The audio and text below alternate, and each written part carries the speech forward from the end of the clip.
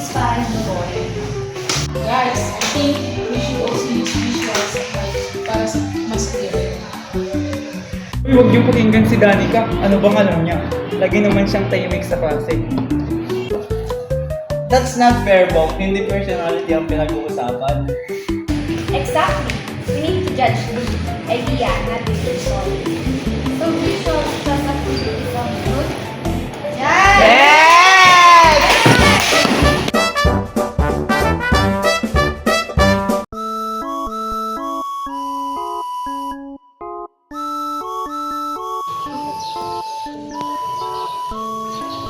So may budget daw ba tayo this semester sa gagawin nating project?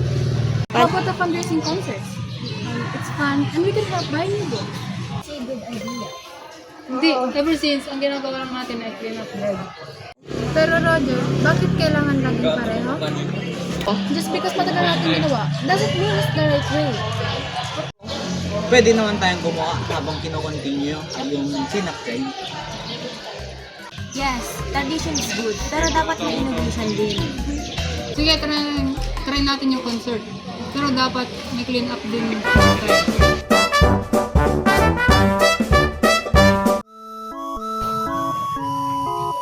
Guys, our school was ranked as one of the best in academics. Wow! So lahat ng estudyante dito manatouch. Parang hindi naman. Hindi lahat magagaling. Pero hindi rin top performers.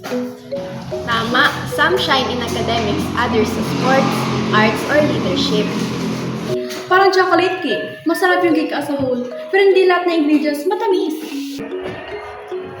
Ayos yun ah. Gets ko na. Lahat pwedeng maging excellent without assuming every part is easy.